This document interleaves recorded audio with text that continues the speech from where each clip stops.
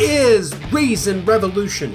I'm your host, Justin Clark. Thank you so much for joining us this week. This week, I spoke with Kevin Davis, founder of the SecularVoices blog and author of Understanding an Atheist, a practical guide to relating to nonbelievers. We talked about his path to atheism, how he started the SecularVoices blog, and his newest book, Understanding an Atheist. I really enjoyed this conversation. I hope you do too. So without any further ado, here's my conversation with Kevin Davis. Kevin Davis, how's it going, sir? Pretty good, Justin. How are you? I am fine. Thank you so much for being on the show. I really appreciate it. Well, thanks for having me. I'm glad to be here. Great. Well, I am super excited about this conversation. I have been following your work for a long time, and specifically, and maybe we can, I know you've probably talked about this ad nauseum, but I was really following the sort of, I don't know how you would say, the epic smackdown you gave to Dr. Gleb Sibursky, which I had actually considered having him as a guest on my show and to do like the pro-truth pledge or whatever the bullshit it is. And through reading your work and I mean, you had receipts. It's not like you were pulling out of nowhere. You had receipts.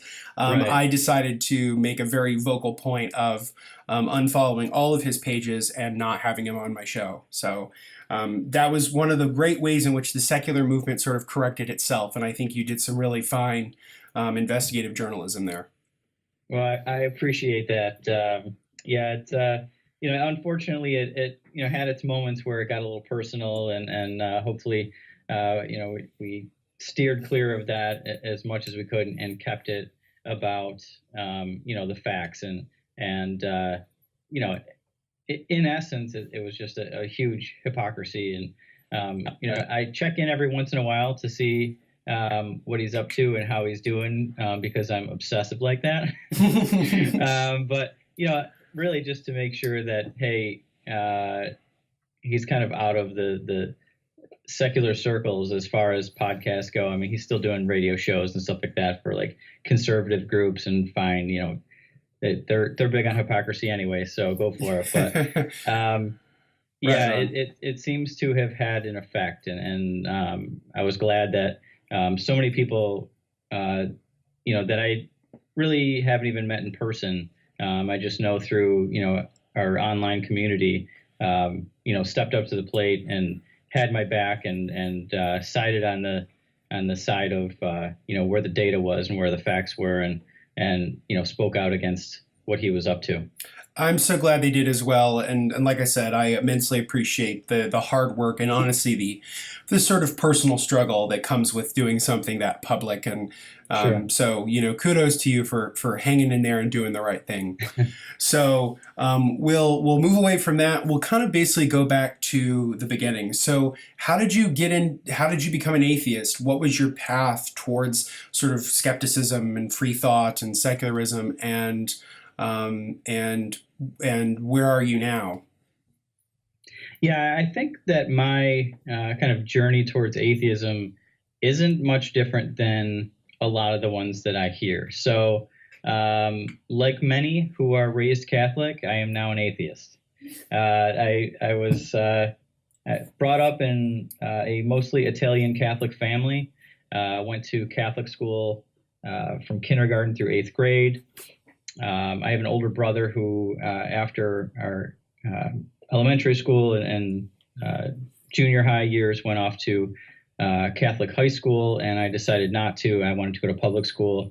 And interestingly enough, in my public high school, found myself surrounded with friends who were of several different Christian denominations. So I started to have my kind of theistic view, if you will, broadened in what other people believed in, the customs that other people participated in, other types of church besides the sit, stand, kneel chant type church that you find in the Catholic faith.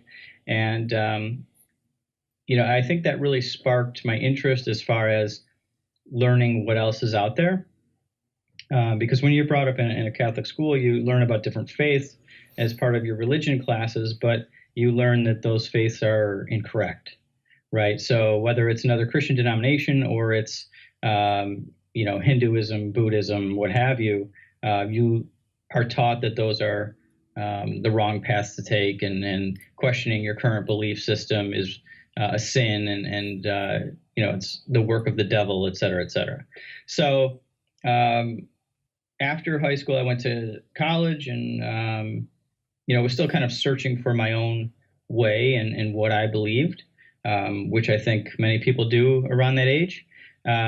So I had some friends in college who also were Christian, and found myself joining a few of them one night before going out partying at the InterVarsity Christian Fellowship meeting, which is kind of an ironic evening, I think. You go to what amounts to a Christian youth group with the college level, and then you go out drinking. So that was kind of weird, but had some experiences with that group, and I kind of liked the community aspect of it.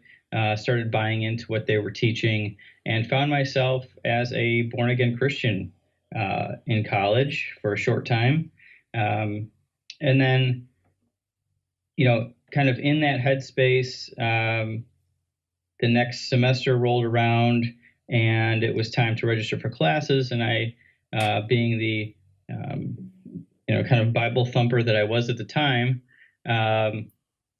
thought I should enroll in an elective course that would kind of solidify my Christianity, teach me more about it. And I enrolled in a course called Christian Thought, which turned out to be a history course. But it was taught by a professor who was not only a Christian, but a former politician and a historian. So I thought it'd be interesting, and actually a lot of my friends from InterVarsity Christian Fellowship also took the course.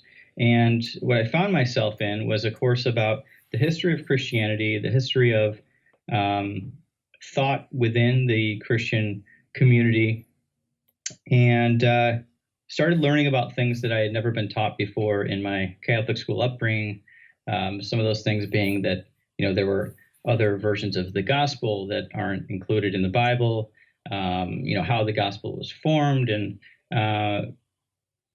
started to realize that, hey, this was, not necessarily a book about faith. This was a book to control the masses. This was handed down to the people to, more or less, prevent chaos, right?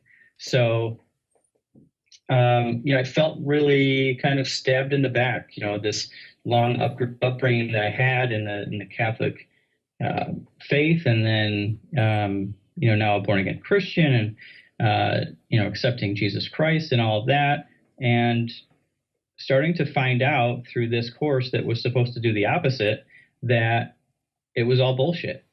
So I did some reading on my own and my own research, and eventually got to the point where, hey, this doesn't work for me. This isn't true. And really my, I've always had kind of an analytical personality, and my critical thinking kicked in and said, no, this isn't right.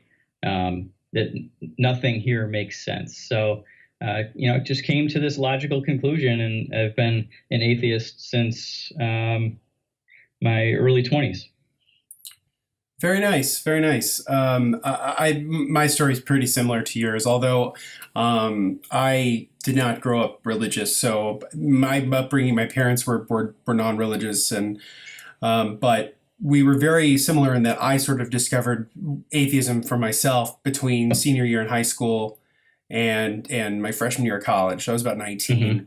And what's really weird is, and I've said this to other folks I've had on the show, is I didn't even really know what atheism was. I didn't know it was an option, and so it was very, I think, refreshing and good to find that, oh yeah, this is an option, and I've never looked back since. It's been 8 years. So, but I think it's very interesting that the one thing that I take away from every conversation I have with folks for the show, when we have this part of the discussion, is how much research and critical thinking and having an open mind and being open to ideas is what led them down the path that they eventually took.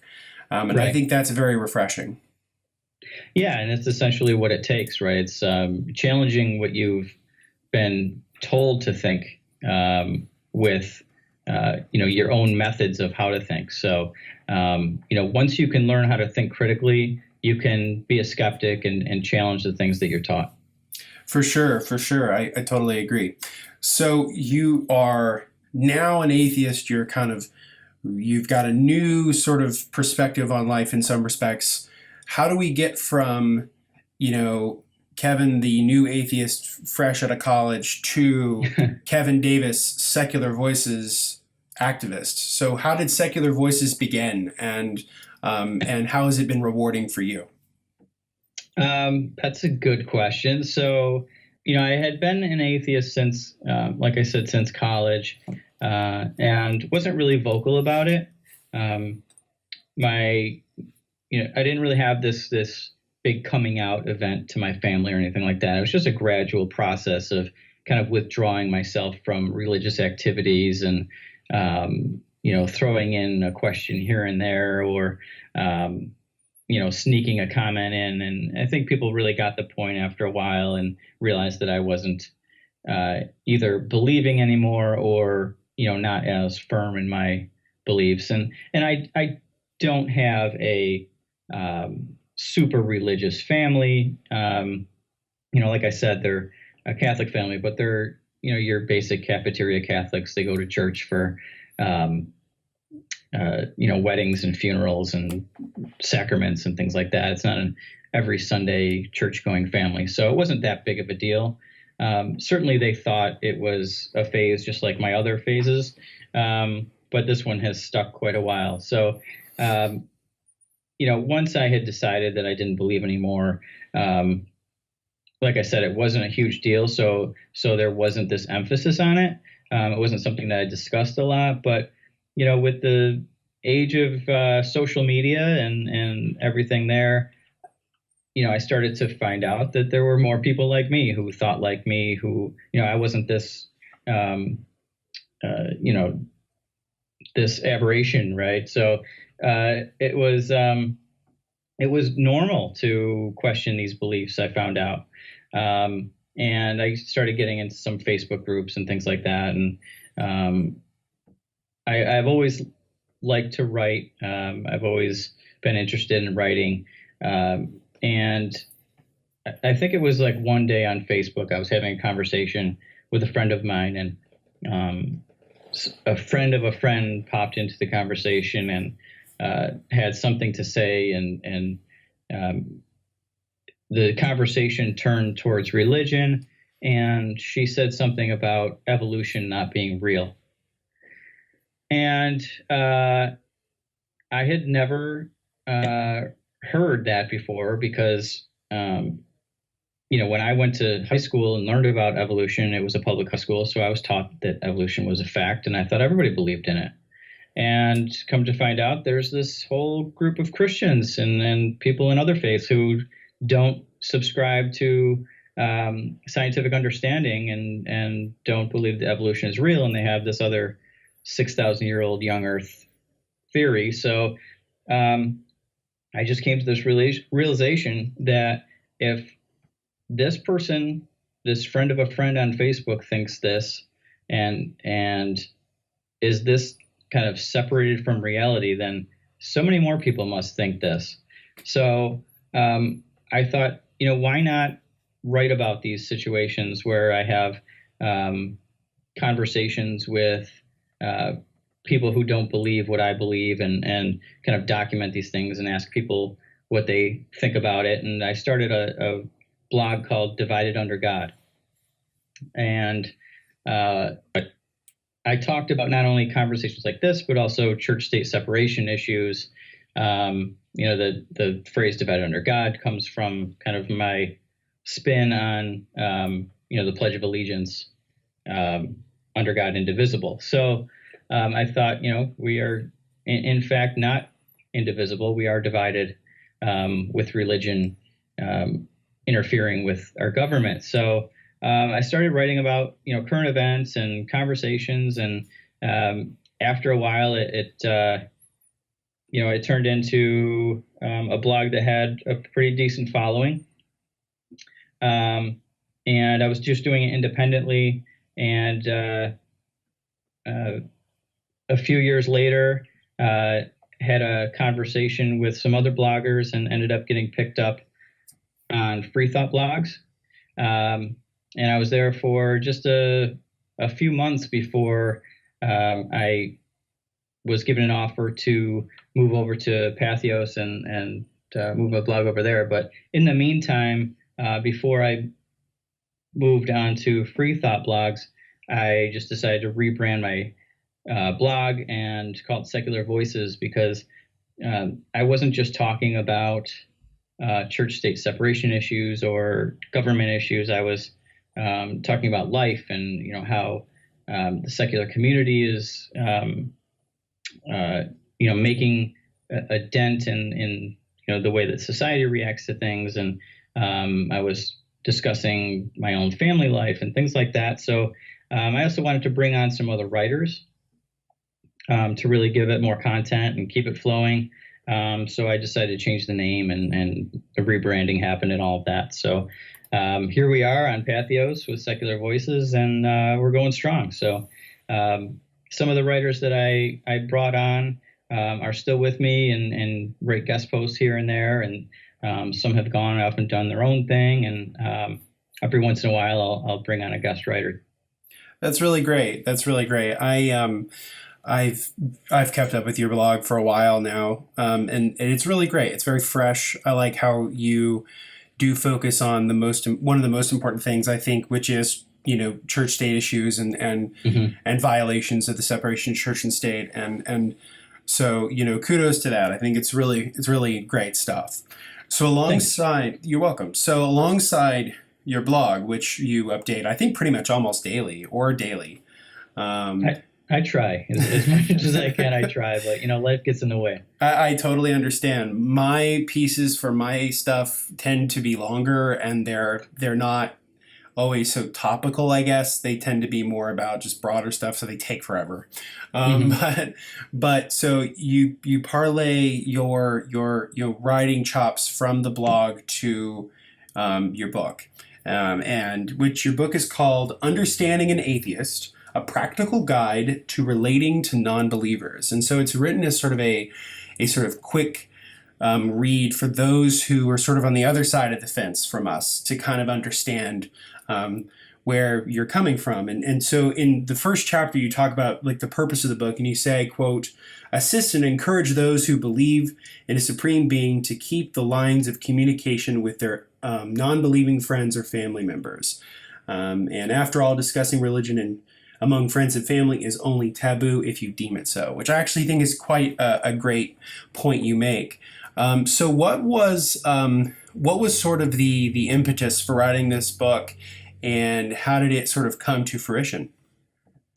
So the book really came out of, and just like my blog, it was inspired by a conversation that I had and things happening in my life. So just a quick story for you. When my first son was born in 2011, my wife and I were working out childcare with our parents, and he was going back and forth from his grandparents' houses during the day when we were at work, and that worked pretty well for us, and certainly less expensive than daycare. And one day we were picking him up from my mother's house, and we were just talking in her kitchen, and the topic of religious ceremonial events in one's life comes up, specifically baptism. And I had heard this question asked before about, are we going to get him baptized, because my whole family is Catholic and that's what they're used to. And I just said, no, we're not doing that. And most people just kind of either gave a look or, let it go. And it wasn't really a big deal. I can tell it bothered people, but, that's our choice. And we had a conversation that day, and it didn't seem to me that we were being understood as far as what our wishes were, because what we found out through this conversation was that our parents, being my wife's parents and my parents, had a side conversation about getting my son baptized without our knowing. And we were like dumbfounded, like that they would even think to do that, because it's obviously against our wishes. It's something we've already discussed and told them we didn't want to do. And they thought it was so necessary for his spiritual future or whatnot that he needed to be baptized. And far be it from us to stand in the way of that. So I was really shocked and upset about it. And I thought, if my own parents and my wife's own parents, and she's an atheist too, which I'm sure you've gathered by now, don't understand who we are, even though we've had these conversations, then there has to be people in the same situation struggling through these issues with their own families. And I think I'd like to do what I can to help them. So I decided to write this book as kind of a conversation starter for religious friends and family members of atheists, so that they kind of have an introduction into what their atheist friend or family member goes through as an atheist, and the difficulties they face, the questions they get asked, and give them some of those kind of preliminary answers, so that that conversation is kind of already started and they don't feel as uncomfortable or, sometimes ignorant, right? So I get approached all the time by people that, friends of mine who ask me a question about atheism, and I'm sure you do too, and they're just like really kind of obvious, simple questions. But sometimes you can tell that it took that person a lot of balls to finally decide to ask that question. They might have been thinking that for a while. Yeah. So I wanted this to be something that could kind of aid in that conversation. Well, I'm so glad that you did that. I recently participated in a local event with my old public library called the Human Library Project, and it's something that's going on around the country. And what you can do is a person can come in and like check out you, so like you're a book. And they can check you out for like 20 minutes, and then you can have a conversation with them or whatever. And I was the token atheist, although I found out I wasn't the only one, but I was the only one that was explicitly there for that. Right. So I'm from the Midwest. I live in Indiana. So my book title was A Hoosier Atheist. That's what Hoosiers is the term for what Indianans. Right. Yeah. Sometimes I have to explain that to people. Sorry. It's okay. But I had, it's very interesting because I spend so much time in this space talking to like-minded folks who kind of get it, that it was very interesting to be out of my comfort zone. But the one thing that was really interesting to me was the sort of the managers of the event or whatever. They kept coming up to me probably every other hour that night and going like, "Everything okay? Is everything all right?" And I'm like, "Yeah, everything's fine." So people are super nice, super friendly, great questions, whatever. And they're like, "You good? Everything's fine?" I'm like, "Yeah, I'm good." I think they were so worried that like something bad would happen because I was there. Not because I'm like awful or whatever, but just because of the nature of what it was. But you're right in the sense that when I had those conversations with people, I spoke to this one young girl, and she was very earnest when she asked it, which is why it didn't offend me. But she led with the classic thing, which is like, "So you're an atheist, so you don't believe in anything, right?" And which is a question we often get, and sometimes it's very flippant. But she genuinely wanted to know, and I said, "Well, I believe in many things, and this and that and the other." But yeah, I think it takes a lot of courage for people to step out of their comfort zone and ask those like basic questions about what do you think about morality? What do you think about this? What do you think about that? Because it's so much out of their comfort zone to do that. Sure. I mean, it's either that they've been raised to avoid atheists, or they haven't had much of an introduction to atheists, or they don't realize that a lot of people they know are probably atheists but don't talk about it. Yeah, I mean that's the one thing we've been talking a lot about on the podcast with some of my other guests too is this growing rise of the nuns. The not nuns with the habit, but NONES. Right. And how not necessarily explicitly atheist, but it's a huge growing demographic, especially among young people. And I think I read some statistic recently, it was like by like 2040, it's going to be like a third of Americans. I mean, that's going to be pretty amazing to see. And I think it's going to have huge implications for people going forward, for I think for atheists and believers alike.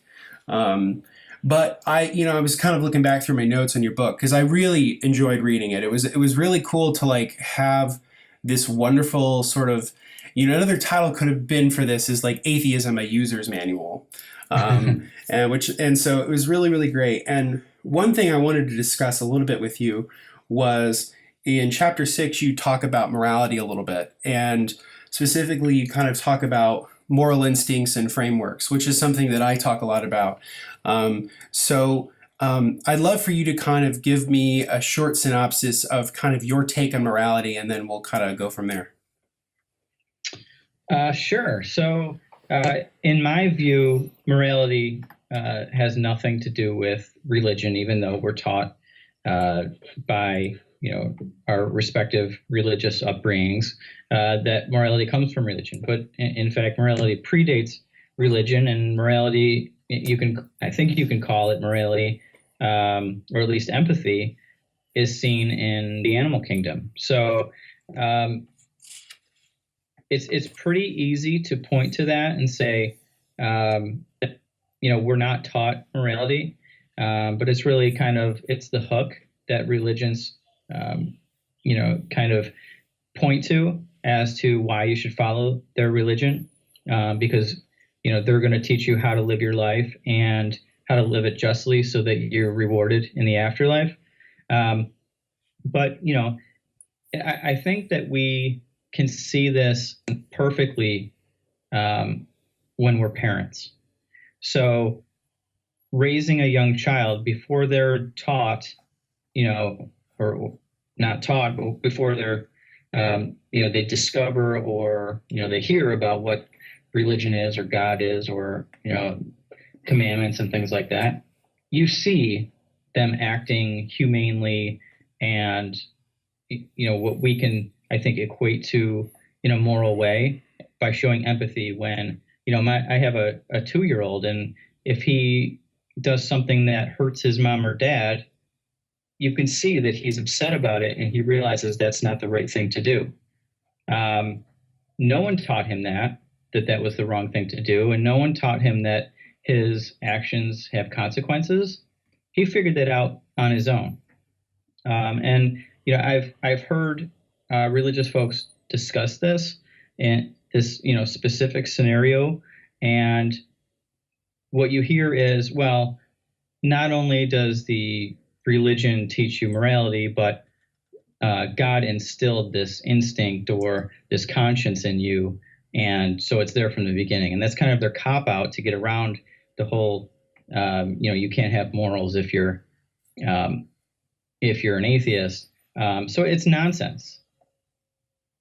I pretty much feel the same way. One of the things that I have sort of echoed, and I know other folks have said this too, and I think Matt Dillahunty has said it quite eloquently, but I'm with you in that, to me, morality is a strictly human endeavor. There's no gods involved.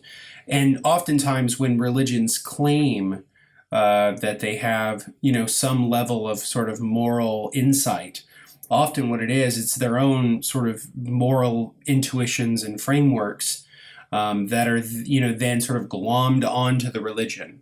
And in that regard, like the religion is almost like a parasite. It eats off of the goodwill of others. Right. It takes credit for things it shouldn't take credit for. And so I think it was very nice to read a very similar take on morality to my own. And because I think, to me, I think that morality sort of breaks down into two camps. You have the moral instinct and the moral framework. So a good portion of what we do morally is built into us. It's hardwired. It's a product of evolution. And the other part of it is the framework, which is, government, ethics, society, societal norms, things like that. That's, when the sort of evolutionary instincts are not enough, then you kick in and create sort of a system that then sort of protects rights and things like that. So, right.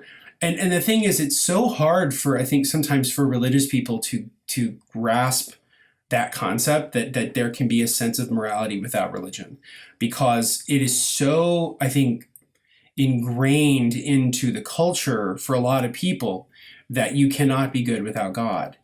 Right. And, I guess my follow-up question about this discussion is, how can we, as sort of, activists or communicators of free thought or atheism, how can we effectively explain to people these notions of morality?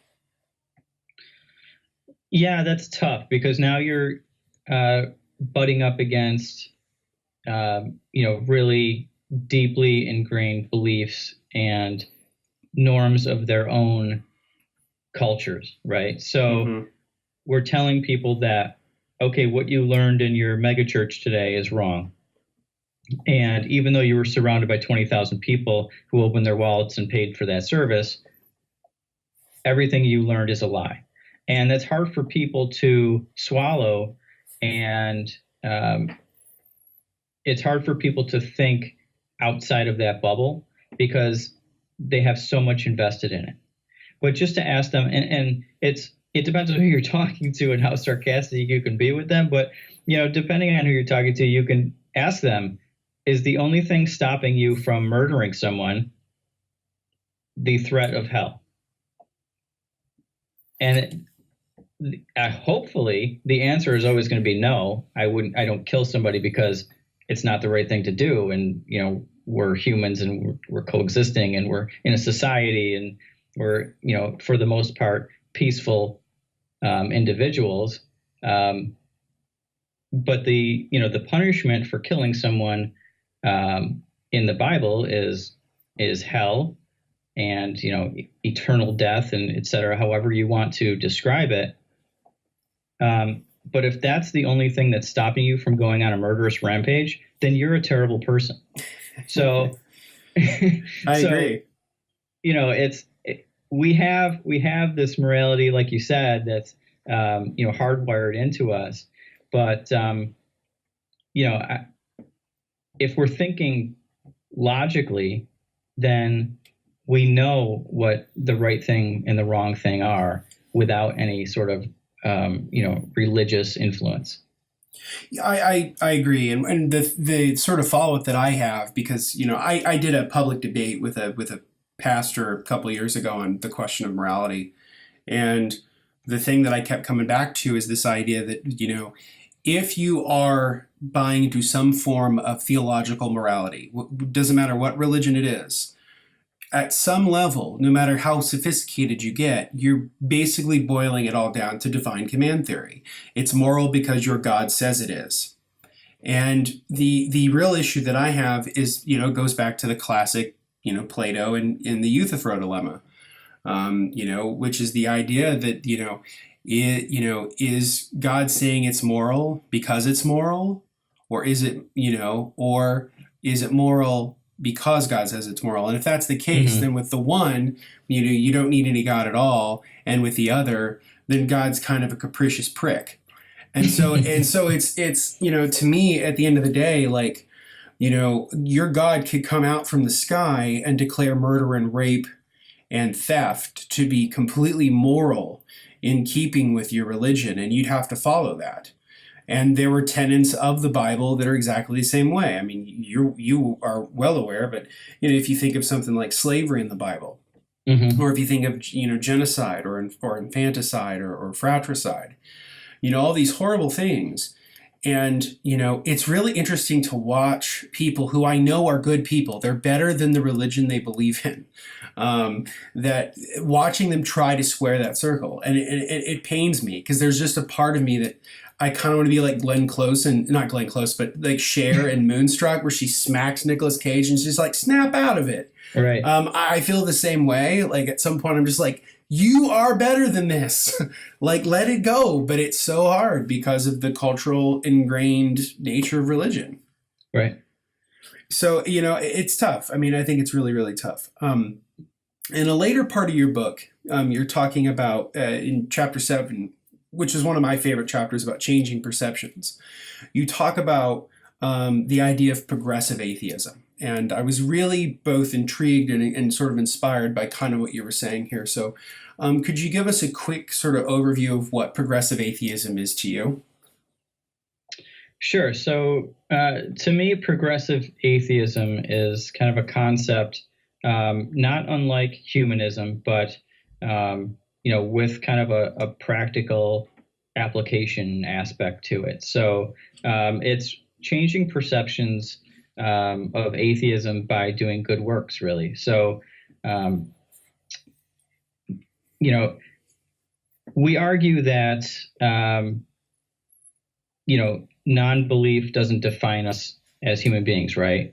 So we say that, we're atheists, and that's all that really means is that we don't believe in a God. That doesn't mean that we're moral people. That doesn't mean we're good people. It doesn't mean that we give to charity and we respect our environment and things like that.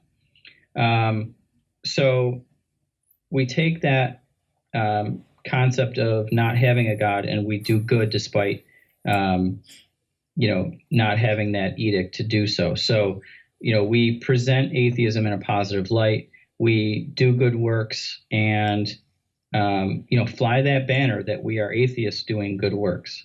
And we work to change perceptions of atheism. I mean, as you know, and I'm sure everybody listening to this knows, atheists always come up on, polls as the least trusted demographic in the United States, as, the person that every father doesn't want his daughter to marry, and every way they can spin this in the Pew Research Center to show that everyone hates us, right? And it's only because they have this kind of preconceived notion drilled into them by their religious leaders that we are trying to, we're led by the devil to lead their people astray, and we have no moral compass and all of that. But for me, progressive atheism is, flying that banner, saying that we're out atheists and doing good works, having an effect on society and in our communities, and showing people that we're not polling correctly. We are, just like any other group, we have good people and not so good people, but we have more people than more good people than not so good people, and we care about the earth. We care about our fellow man. We care about the homeless, the sick, the needy, and we do good works. And we don't need to be, tied to a church in order to do those things. We have our own organizations who are charitable, and we do things in our communities that benefit our communities, and we need to be able to tie that back to also being non-believers, so that people can understand that we are their neighbors. We're not just a group of angry people who are picketing against a church function. We are we're not just putting billboards up in Times Square that Christmas is for losers and things like that. we are we're your neighbors, friends. We are the people that you love and respect, and thought that you loved and respect before you knew we were atheists. So we're the people next door, and we need to be able to kind of associate our good works with our atheism at the same time. I think you're right. And it reminds me of my favorite passage from your book, which I'm going to quote because I thought it was really lovely. And I'm going to probably make it into a meme at some point for my right. for my page, because I quite liked it. It's a little long, but I think it nails exactly on the head what we're sort of talking about. It says, atheists live in the present rather than living for the promise of better things to come. We focus on enjoying the time we have with family and friends. We treat people with kindness, compassion, and respect because it's the right and humane thing to do, not because it will earn us an eternal reward. We don't waste our time on earth in a selfish quest to gain the approval of a God that no one can prove the existence of. Instead, we spend our short time here doing what we can to make it better for the people we love and earn our places in their hearts and memories. I think that's quite lovely. I think that's right. And I was really struck by that phrase. I think it sums up exactly what, progressive atheism is, and sort of broadly, with my podcast, with my content, what secular humanism is. And I think that the one thing that I just really like about your book, and is that it's a very positive message. Even though atheism as a word can often be, rather negative. I mean, it literally is Right. a negative word. But you have been able to sort of flip the script and I think really present a version of atheism that is both palatable to people and sort of acceptable, not acceptable, but like, just accessible rather, and Right. and positive and affirmative, which is, I think, something that we, I think, really need to do in some respects. I think it's great to trash religion. I think it's has its place. I think it certainly deserves of it, and I do it all the time. But I think at the same time, we also need to show people, okay, what do we value? And I think in that respects, I think that brief passage shows what we value as atheists and humanists. Yeah, and not to say that, like you mentioned, it's not to say that you can't be against religion or be an anti-theist and still be a progressive atheist. Those two things are not mutually exclusive. It's you can certainly have your debates with religious people. You can try to explain our view as compared to a religious view, and have those discussions. And I'm not saying that we shouldn't do that. We should definitely do that. But really, we should also put a positive face on atheism as much as we can, because I've had long drawn out arguments with people on this point exactly. But as out atheists, whether we want to be or not, we are each individually the face of the atheist movement.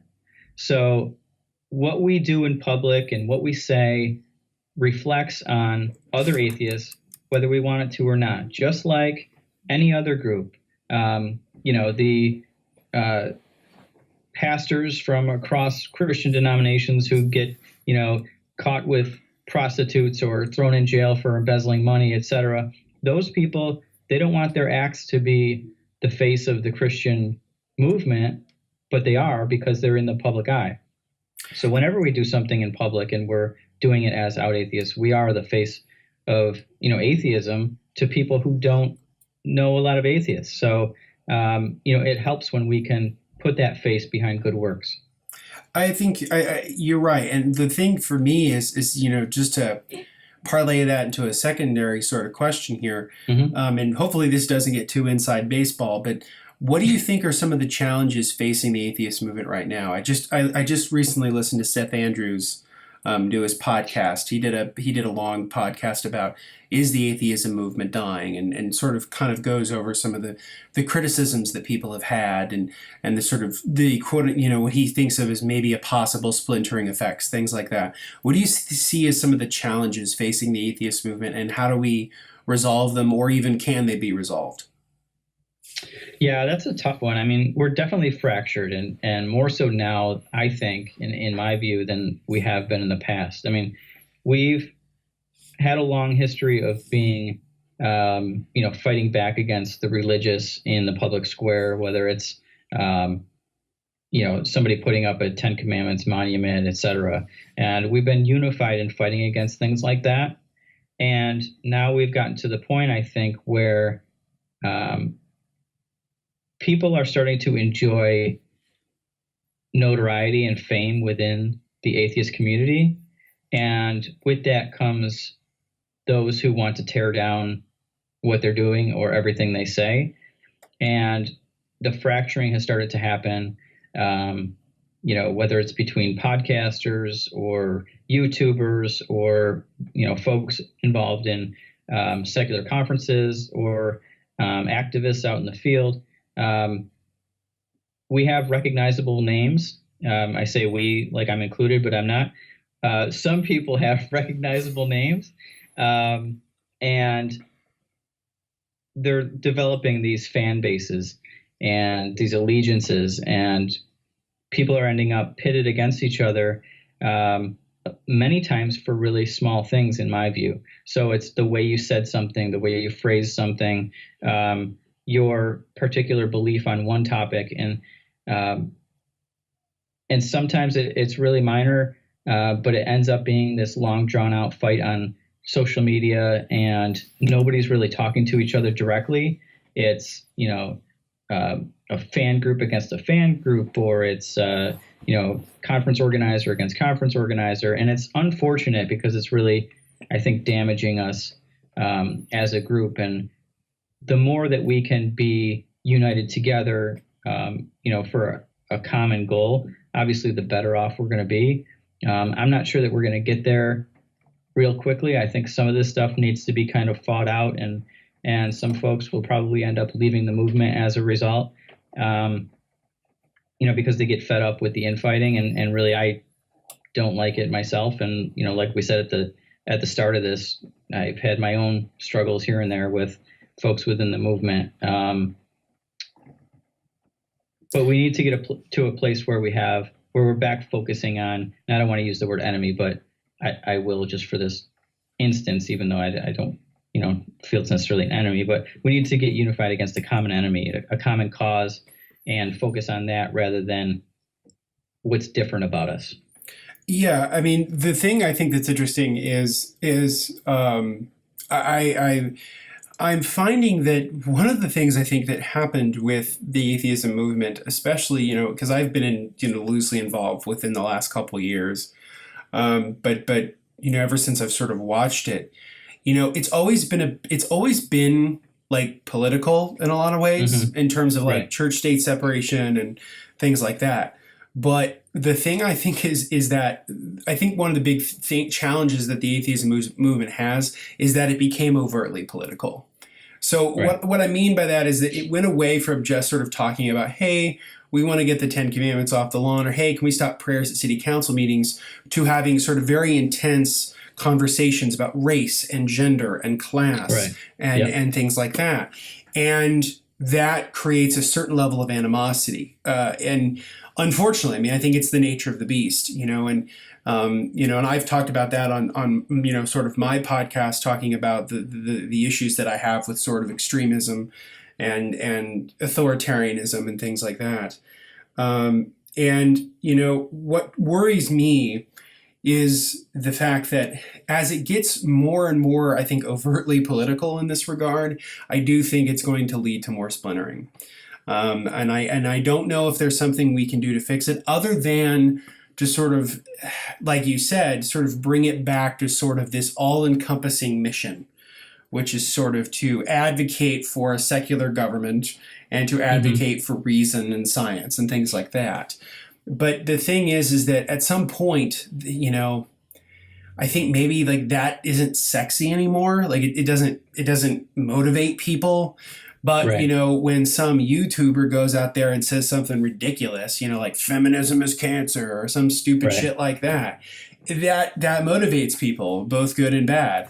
I'm very worried about this sort of, I think and I don't know what your take is. I'd love to hear your thoughts on this. I am very worried about the sort of cozy relationship that some people who are very prominent atheists in the sort of media community, and their sort of coziness with the alt-right, that really bothers me, and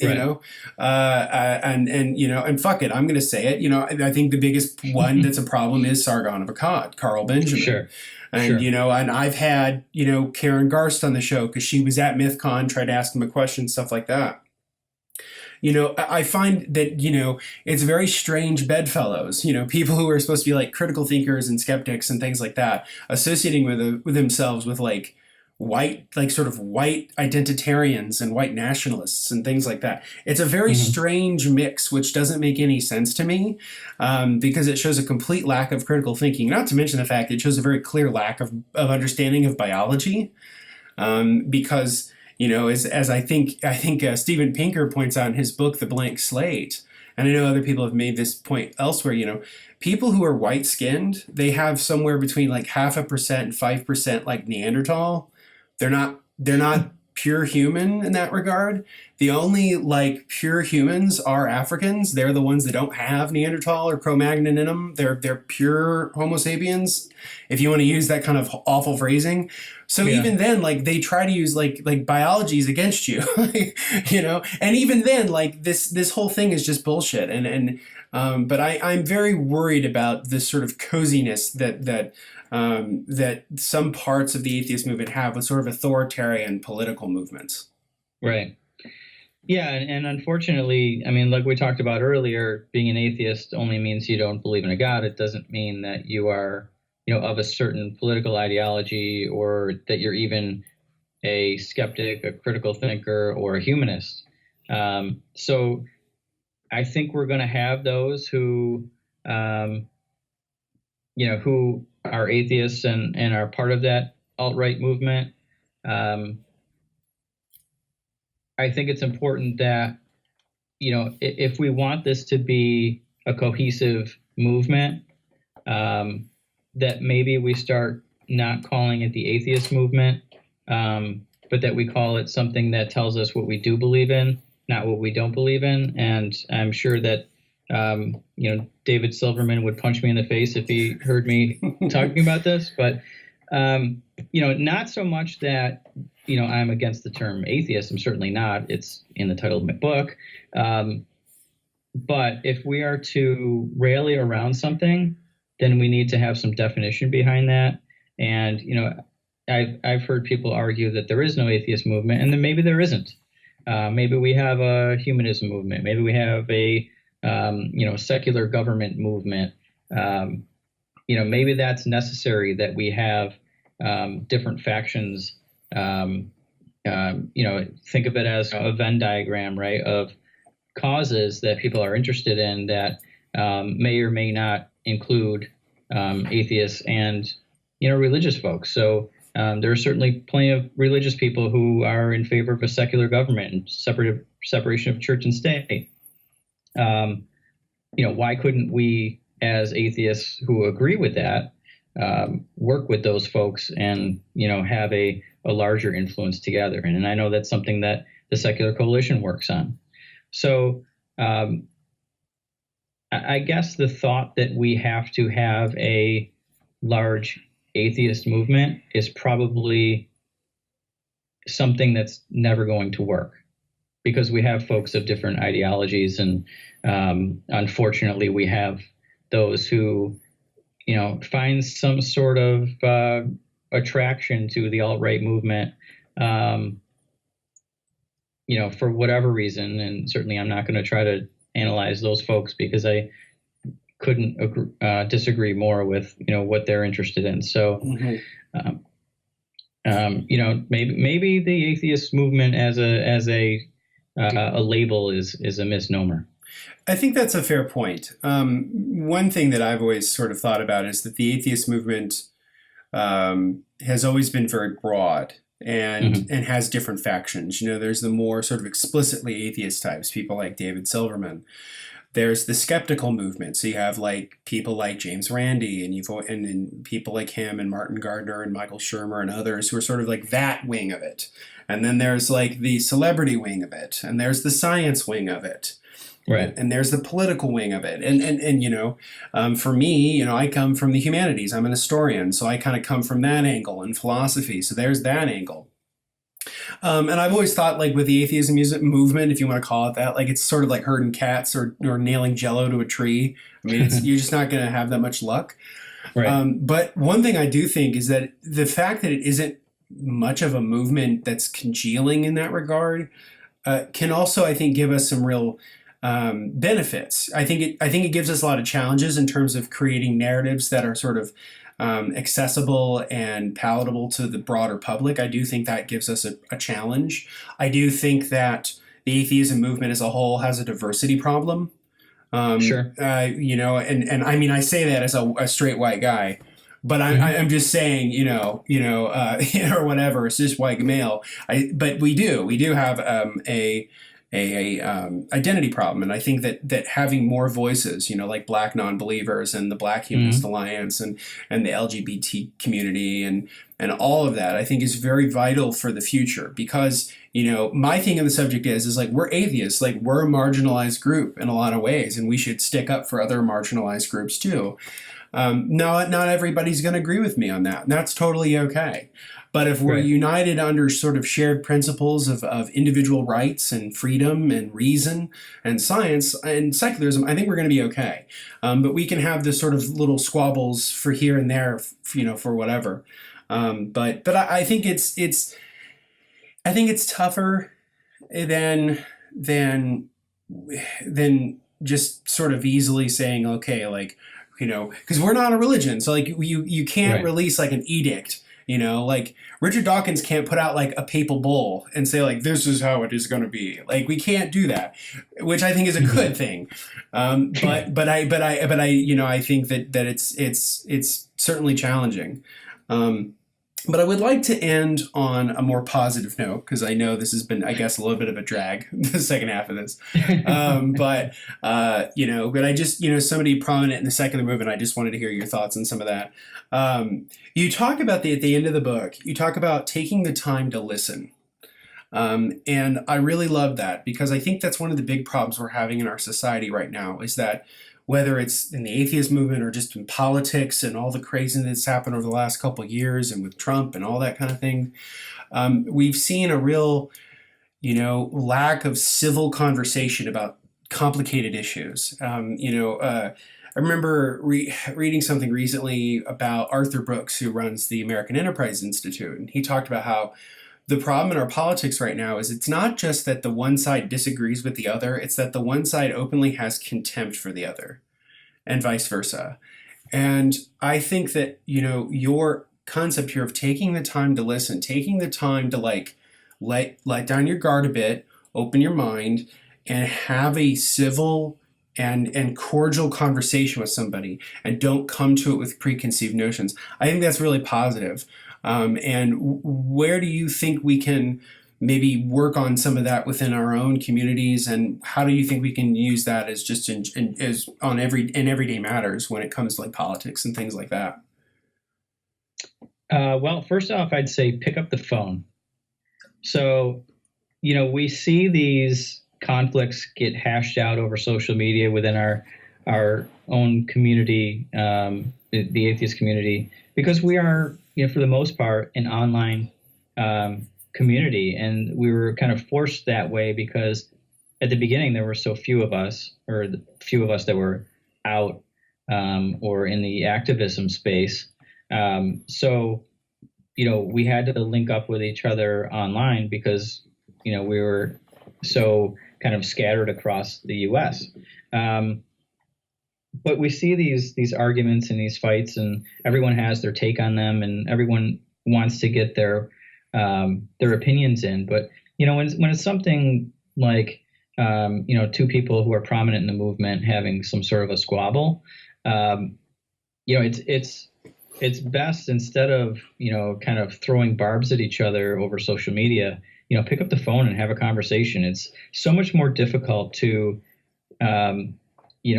be brash and be kind of uncaring on the phone or in person than it is, mashing away at your keyboard about how much you hate the other person when you probably don't even know them well to begin with, and probably agree on more than you disagree. So I think we've lost that, that human connection that way. We're much different, obviously, than churches, where we don't have a local congregation where we, go to a Sunday service and, have a social event and things like that. I mean, certainly there are local meetup groups here and there, but it doesn't really have that kind of, for me at least, and in my local group, it doesn't have that churchy community feel, right, where everybody is having that kumbaya moment every weekend. But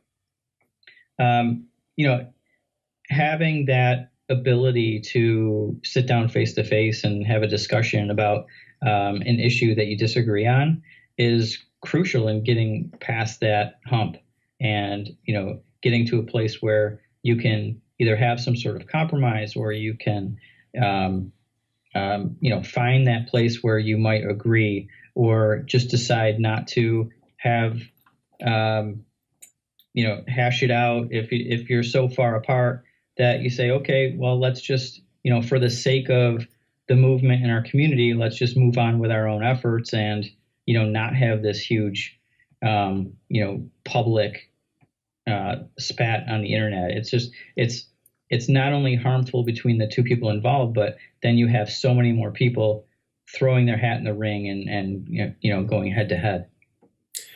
I think that's right. For me, at least,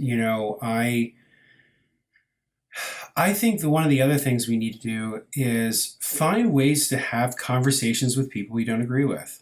I think that we often spend too much time sort of in our own world, and I think it's good to jump out of a comfort zone and try to speak to people who are different than you, whether it's politically or ideologically, religiously, whatever, because I think, like, as you mentioned, either picking up the phone or, meeting up for coffee or something like that or whatever, having that sort of interaction with two people or a group of people is very rewarding, even if you don't necessarily agree on all that much.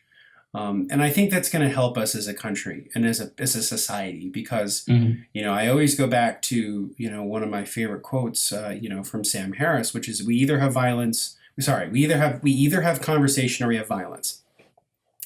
And so if we cannot hash out our differences through conversation, then unfortunately it'll get worse. And so I think that civility and humility are very important to having that kind of effort and realizing that, it's not all about you, and that it's about other people and trying to have those kind of complicated conversations, because I don't think that any of us has a monopoly on life, a monopoly right. on truth or whatever. So I think it's important that we have those more civil conversations. Yeah, I agree. I mean, if the only thing I know about somebody is what they're posting on Facebook, then I don't know them at all. And if you're going to take the time to have an argument with them, then you might as well, sit down and discuss it rationally, or, hop on the phone and have a conversation rather than in a forum where everyone is watching.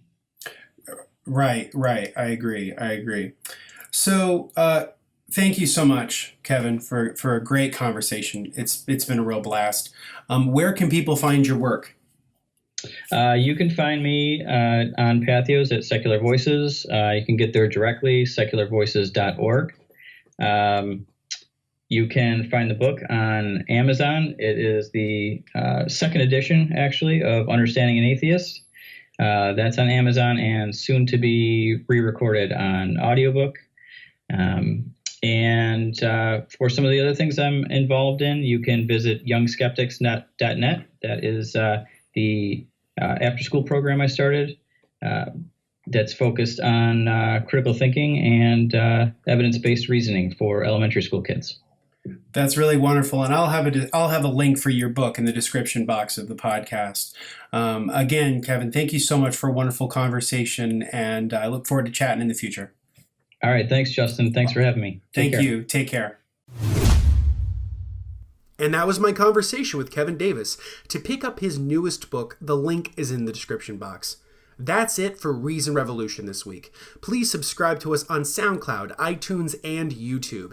If there's a platform you listen to podcasts on that I'm not on, please let me know and I'll try to make it happen. Send us your feedback at reasonrevolutionpodcast@gmail.com. Also give our Facebook page a like at facebook.com/reasonrevolution.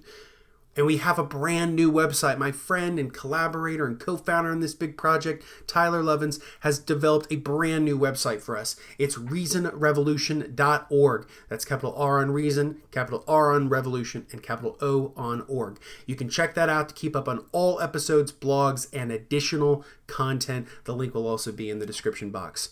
And then you can follow me on Instagram, Twitter, Facebook, Tumblr, and YouTube at The Daily Clark. Until next week, this has been Justin Clark, and this has been Reason Revolution.